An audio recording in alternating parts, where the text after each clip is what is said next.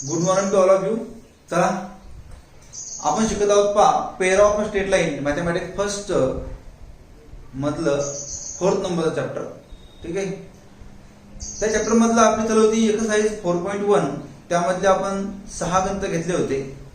राहिलेले शेवटचे 3 गणित आपले आता आज आपण घेणार आहोत या व्हिडिओमध्ये. क्वेश्चन नंबर 7, 8 आणि 9. ठीक आहे. तर चला मग स्टार्ट करूया. Question number 7. पहा आता काय होतं question number 7. Find the joint equation of pair of line. का फाइंड करायचं आपल्याला? जॉइंट इक्वेशन फाइंड करायचं आहे. बरोबर. मग जर जॉइंट इक्वेशन फाइंड करायचं असेल तर 2 इक्वेशन तुमच्याजवळ असले पाहिजेत. बरोबर. पण 2 इक्वेशन तुमच्याजवळ असतील तरच तुम्ही त्या दोघांना जॉईन करू शकता. बरोबर.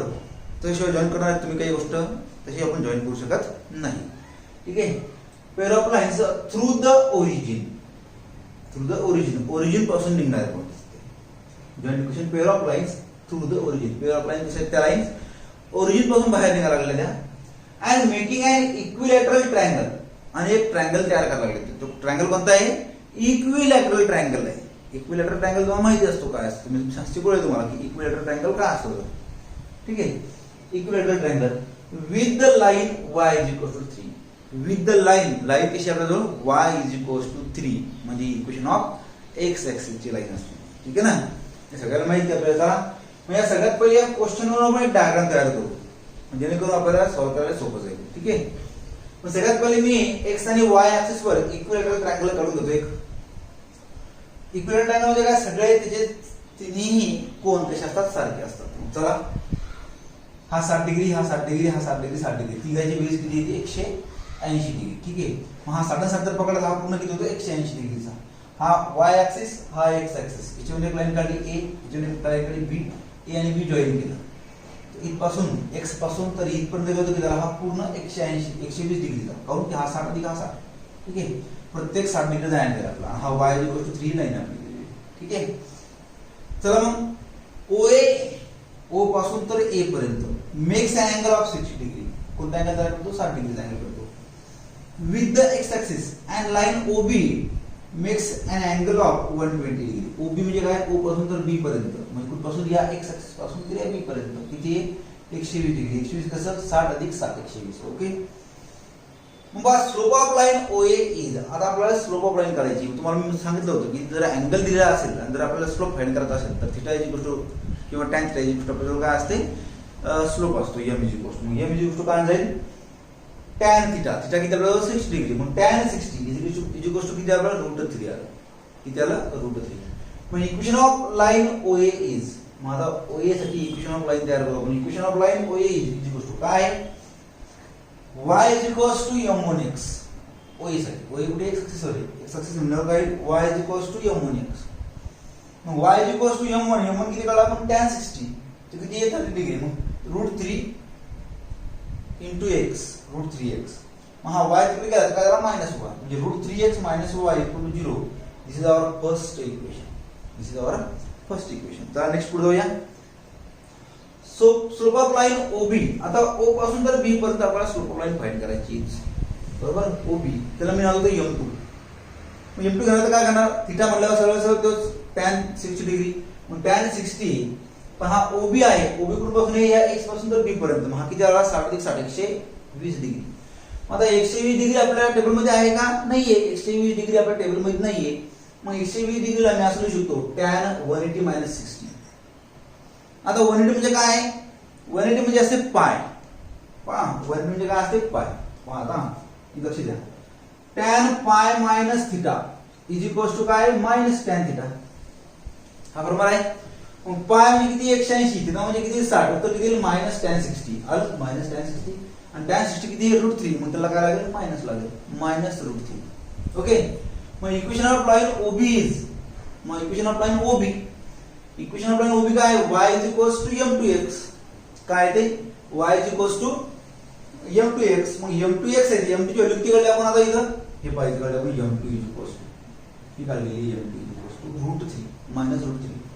-√3 झाला पॉझिटिव्ह झाला +√3x झाला प्लस y = 0. Equation number 2. आता पहा इक्वेशन 1 भेटला. इक्वेशन 2 भेटला. मग आता काय भेटला आपल्याला? Joint equation. मग joint equation of 1 and 2 is joint equation 1 आणि 2 वरून काय होईल √3x - y = 0 आणि √3x + y = 0 हे दोन इक्वेशन भेटले. दोन्ही इक्वेशन मल्टिप्लिकेशन मध्ये घेतले. हे इक्वेशन कडे बरोबर पहा एकदा. काय दिसतं तुम्हाला a - b a + b. पहिलं फॉर्म्युला देतो तुम्हाला मी a - b आणि a + b आहे असं प्रकार या प्रकारचं आहे. a च्या ठिकाणी कोण आहे √3x आणि b च्या ठिकाणी कोण आहे y. दोन्हीकडे सेम आहे पहा. तो तिथं मायनस इथं मायनस आणि इथं प्लस इथं प्लस. असं कोणता फॉर्म्युला आपल्याजवळ असा फॉर्म्युला आपल्याजवळ a² - b². a² - b². मग a² घेतला तर काय होईल √3x². तर रूट तिथं रूट चालला जाईल फक्त 3 सोबत x². नंतर मायनस असा आणि y² = 0. This is required joint equation. याचा इक्वेशन काढून घ्या पटकन. काढला काढून घ्या निघला. चला पुढे जाऊया. पण याप्रमाणे क्वेश्चन नंबर 7 होता. थोडा आयएमपी क्वेश्चन होता हा. डायग्राम मस्त आहे. यात डायग्राम तुम्हाला कळावीच लागेल. डायग्राम करण्याशिवाय तुम्हाला बाकीचं गणित सॉल्व्ह करता येणार नाही. फक्त इथे ध्यान पाहिजे की tan π - θ कसा यूज केला आणि एक फॉर्म्युला आहे a - b चा आणि a + b चा काय फॉर्म्युला लागतो. ठीक आहे एक्सपान्शन फॉर्म्युला आहे. चला पुढचं गणित 7 झालं आपलं. आता 8 करू आपण. चला पुढे पहा. आता इकडे क्वेश्चन नंबर 8 काय म्हणतो आपला तर if the slope of the one of the line पहा if the slope of the one of the line given by एक लाइन दिली आपल्याला ax² + 2hxy + by² = 0. Okay is 4 times कशी 4 times द अदर. बाकीच्या पेक्षा किती आहे 4 टाइम्स ना म्हणजे 4 ना जास्त आहे बरोबर. तर शो दॅट 16h² = 25ab हे आपल्याला प्रूव्ह करायचं आहे शो करायचं आहे. ठीक आहे सोपं असतं पहा.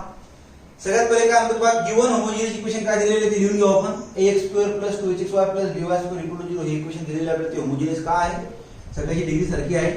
ठीक आहे 2 आहे h2 आहे h2 आहे. ठीक आहे हे सगळं माहिती मी सांगणार तुम्हाला कसं आपल्याला फाइंड करायचं आहे कसं नाही तर. ठीक आहे let m1 and m2 be the slope of the line represented by equation 1. m1 and m2 काय आहे हे स्लोप ऑफ द लाईन्स आहे. काय आहे स्लोप ऑफ द लाईन आहे. हे काय करतात रिप्रेझेंट करतात आपल्याला इक्वेशन ऑफ लाईनला रिप्रेझेंट करतात. ओके मग आता इक्वेशन ऑफ लाईनला रिप्रेझेंट करतात. तर पुढे जाऊया. m1 + m2 साठी काय फॉर्म्युला आपल्याजवळ -2h/b आणि m1 * m2 साठी काय फॉर्म्युला आहे a/b. Equation number 2. ठीक आहे ऍडिशन साठी हा आहे मल्टिप्लिकेशन साठी हा आहे. आता गिवन कंडिशन काय दिलेली आहे पहा 4 टाइम्स द ऑर्डर. मग स्लोप m1 हा कसा आहे 4 टाइम्स ऑर्डर आहे म्हणजे 4 × m2. हे इक्वेशन पुट करू. इक्वेशन या 2 मध्ये या पूर्ण दोन्ही मध्ये m1 + m2 आणि m1 + m2 मध्ये पुट करू. सगळ्यात पहिले काय m1 ची व्हॅल्यू काय 4m2. हा 4m2 + m2 = 2h/b पुट केला. नंतर परत m1 ची डिग्री पुट करणार मी 4m2 × m2 = a/b. सॉल्व करू. हा 4m2 + m2 काय होईल 4 + 1 = 5m2 = -2h/b. 5 डिवाइड केला तर काय होईल m2 = -2h/5b. हे तुम्हाला इथे भेटलेलं आहे. पहा इथे हे तुम्हाला इथे भेटलेलं आहे. ठीक आहे ना. इकडे पहा काय म्हणतात हा 4m2 × m2 m2 चा स्क्वेअर 4m2 चा होल स्क्वेअर = a/b. 4 × m2 का फाइंड केला आपण आता -2h/b यात पुट केला तर काय होईल -2h/5b चा होल स्क्वेअर = a/b. ओके मग आता हे सॉल्व करू व्यवस्थित आपण. चला पुढे जाऊया. सॉल्व केलं काय होईल पहा 4 चा तसा याचा काढा स्क्वेअर मायनसचा होईल प्लस 2 चा स्क्वेअर होईल 4 याचा स्क्वेअर याचा स्क्वेअर 5 चा स्क्वेअर 25 आणि b चा स्क्वेअर b² = a/b. या b² मधला 1 आणि हा b झाला कॅन्सल. राहिला काय आपल्याजवळ 4 × 4 16h² / 25b = a. हा 25b डिवाइडला आहे इकडे यात काय होईल मल्टिप्लिकेशन मध्ये जाईल 16h² = 25a × b ab. आणि हेच आपण काय करायचं होतं प्रूव्ह करायचं होतं पाहिजे आपल्याला प्रूव्ह करायचं होतं. हेच प्रूव्ह याप्रमाणे प्रूव्ह झालेला आहे. पहा क्वेश्चन नंबर 8 याचा स्क्रीनशॉट काढून घ्या आणि व्यवस्थित लिहून घ्या. चला नेक्स्ट क्वेश्चन 9वा क्वेश्चन करूया आपण लगेच ताबडतोब. पहा आता आपला क्वेश्चन नंबर 8 संपला. आता आपण क्वेश्चन नंबर 9 घेऊया शेवटचा क्वेश्चन या एक्सरसाइज 4.1 मधला. पहा if one of the line given by ax square plus 2hxy plus by square equal to 0 bisect an angle between the coordinate. Bisect करणे म्हणजे काय, एकमेकाला छेदून जाणे, एकमेकाला क्रॉस करून जाणे, त्याला आपण बायसेक्ट म्हणतो. काय म्हणते पहा, bisect angle between the coordinates, जे आपल्या कोऑर्डिनेट्सला काय करतो तो बायसेक्ट करून जातो axis. Then show that axis म्हणून चालतो, हा म्हणजे ओरिजिन म्हणून चालते. Show that a plus b चा whole square is equals to 4a square हे आपल्याला प्रूव्ह करायचं किंवा शो करायचं. सगळ्यात पहिले मी एक डायग्राम काढतोय पहा. डायग्राम काय म्हणते पहा आपली, लक्षात डायग्रामच्या बरोबर हा x ऍक्सिस आहे, हा y ऍक्सिस आहे आपला उभा. ठीक आहे. पहिली लाईन घेतली मी L1 बायसेक्ट करते या L2 ला, इथं मग अँगल तयार होतो पहा. पहिल्या लाईन झाला 45 राईट मोड चालला तो बरोबर मिडल मधून चालला. मग आता मिडल लाईन कोणती असते आपली 45 है ना, 30 45 60 90 असं आपण बघितलेलं आहे आपला गोल टेबल ट्रिग्नोमेट्रिक फंक्शन मध्ये 45. 45 च्या प्रमाणात पुढे गेलो तर काय होईल, हा इथपर्यंत असतो L2 जाईल. L2 किती होईल आपला 135 डिग्री होईल. किती जाईल 135 डिग्री. 90 अधिक 45 किती लागले 135 डिग्री. मग पहा an auxiliary equation of the line given by काय दिलेलं ऑक्झिलरी इक्वेशन आपल्याला ax square plus 2hxy plus by square. Auxiliary equation ही दिली असेल तर आपल्याला काय इक्वेशन ऑफ लाईन आपल्याला पहा a आणि b फाइंड करायचं आहे. क्वेश्चन पुढे समजून घ्यायचं आहे, काय कोणतं काय यूज करायचंय ते पुढे समजून घ्यायचंय. शेवटचं येतो शेवट काय करायचं आपल्याला ab. मग ab कुठे आपल्याजवळ, ab आपल्याजवळ ऑक्झिलरी इक्वेशनच्या लाईन मध्ये. कोणत्या इक्वेशन लाईन आपल्याजवळ auxiliary equation bm square plus twice hm plus a equal to 0 ही लाईन आहे. याला इक्वेशन नंबर 1 दिलं मी. आता इक्वेशन 1 दिलं मग काय होईल, here the line make an angle 45 degree और 135 डिग्री विथ एक्स ऍक्सिस. काय म्हणते पहा, हे लाईन जर आपण काढल्या तर लाईन काय तयार करला आपला अँगल 45 डिग्री करते आणि 135 डिग्रीचे अँगल ते तयार करतात. ठीक आहे, इथपर्यंत काय अडचण नाही. चला मग पुढे जाऊया. मग आता स्लोप करू सगळ्यात पहिले. मग स्लोप m थिटा आला म्हणजे स्लोप आला, लाईन आहे म्हणजे स्लोप आला. मग आता इथे थिटा आहे, मग थिटा करता स्लोप काय येईल tan थिटा. मग tan थिटा किती 45, मग tan 45 किती 1 किंवा tan 31 35. tan 1 35 आपण कसं शकतो पाय मायनस 45. पाय मायनस 45 तुम्हाला सांगितलं आता मी, pi minus theta minus tan theta minus tan 45 minus tan म्हणजे मायनस 1 म्हणजे एक प्लस होणार एक मायनस होणार. म्हणजे सरळ सरळ m ची व्हॅल्यू किती आली प्लस मायनस 1 आली. मग ही जी व्हॅल्यू आहे ही पुट करू इक्वेशन नंबर 1 मध्ये आपल्या या bm स्क्वेअर मध्ये. ठीक आहे. मग पहा काय होईल तर b ऑफ प्लस मायनस 1 चा होल स्क्वेअर, m ची व्हॅल्यू काय m स्क्वेअर म्हणून काय प्लस मायनस 1 चा whole square plus twice h into plus minus 1 m च्या ठिकाणी plus minus 1 plus a equal to 0 आलं. मग आता हा प्लस मायनस 1 चा होल स्क्वेअर म्हणजे सरळ सरळ तो प्लस 1 घेऊ. मग b into 1 is a b. हा प्लस मायनस 1 इनटू प्लस काय प्लस मायनस ट्वाइस h आणि हा प्लस आहे तसेचा तसा. मग मी घेतो पहिले a प्लस b आणि हा प्लस मायनस 2h तिकडे गेला तो प्लस मायनस 2h राहील. आता मी आपल्याला दोघांना स्क्वेअरिंग करतो कारण की स्क्वेअरिंग पाहिजे. स्क्वेअरिंग ऑन बोथ साइड तर काय a प्लस b चा whole square is equal to 2 चा स्क्वेअर 4 आणि 1 चा square a square plus minus होऊन झालं प्लस 4h स्क्वेअर. हेच काय करतो आपल्याला प्रूव्ह करायचं पहा a प्लस b चा whole square is equal to 4h square. पहा याचा एक स्क्रीनशॉट काढून घ्या पटकन. काढला स्क्रीनशॉट. चला पुढे जाऊया आता. पण याप्रमाणे तुमचा क्वेश्चन नंबर 9 संपला आणि क्वेश्चन नंबर 9 प्रमाणे तुमची एक्सरसाइज 4.1 संपलेली आहे. ठीक आहे. आता आपल्याला स्टार्ट करायची आहे पुढच्या लेक्चर मध्ये एक्सरसाइज 4.2. काय स्टार्ट करायची आपल्याला एक्सरसाइज 4.2 स्टार्ट करायची. 4.2 करता वेगळी थेरोटिकल पार्ट कोणताच नाहीये. जो 4.1 चा थेरोटिकल पार्ट आहे तोच थेरोटिकल पार्ट तुम्हाला 4.2 ला कमी पडतो.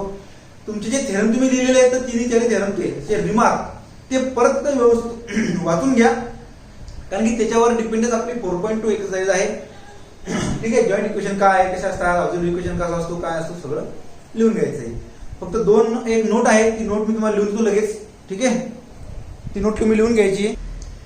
पहा आता इकडं एक नोट आहे ती नोट तुम्ही व्यवस्थित लिहून घ्या. पहा याचा एक स्क्रीनशॉट काढून घ्या. काढला. ओके. नोट काय म्हणते पहा tan थिटा काय formula tan theta tan theta is equals to in mod 2 root h square minus A B upon A plus B. चा थेरम पण तुम्ही बघितलेला आहे ना, पुस्तकात थेरम दिलेला आहे, तो लिहून घ्यायचा व्यवस्थित. मी अगोदर तुम्हाला लिहायला सांगितलेले आहे, सगळे थेरम व्यवस्थित लिहून घ्यायचे आहेत. ठीक आहे. आता पाहिजे काय म्हणणं आहे, जर समजा लाईन पॅरलल असतील, कोणत्याही दोन लाईन जर पॅरलल असतील तर H square minus A B equal to काय असते आपला 0 असते हँड पॉईंट. जर कोणत्याही दोन लाईन जर पॅरलल असतील तर काय H square minus A B equal to 0 किंवा कंडिशन दिली की पॅरलल आहे बघा, तर पॅरलल असेल तर मग हे लिहायचं उत्तर 0 पॅरलल साठी. आणि जर परपेंडिक्युलर असेल तर ए प्लस बी इक्वल टू काय येते 0 येते. काय येते 0 येते. हा परपेंडिक्युलर असेल तर काय ए प्लस बी इक्वल टू 0. ठीक आहे. हे इतकं दोन तीन पॉईंट थोडे महत्वाचे आहे 4.2 करता. ठीक आहे. मागचं बघा सगळं जास्तच आहे आपलं, ते व्यवस्थित वाचायचे.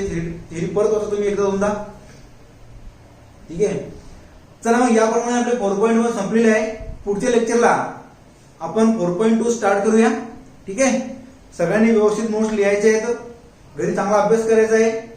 सीईटीचे दृष्टिकोनाने सगळे क्वेश्चन व्यवस्थित डबल रिपीट झालेले क्वेश्चन पाहायचे आहेत. सॉल्व्ह करून दिलेले क्वेश्चन्स ते तुम्ही सोडून पाहायचे आहेत बुक मधले. नंतर मायसेलिनियस एक्सरसाइज जी आहे आपली ती एक्सरसाइज सोडून पाहायची चॅप्टर झाल्यानंतर. जर काही क्वेश्चन नाही आले तर मला पाठवायचे व्हॉट्सअपवर, ते मी सॉल्व्ह करून देईल तुम्हाला. ठीक आहे. काही अडचण आली तर मला सांगायचं आहे. ठीक आहे. So all of you have a nice day.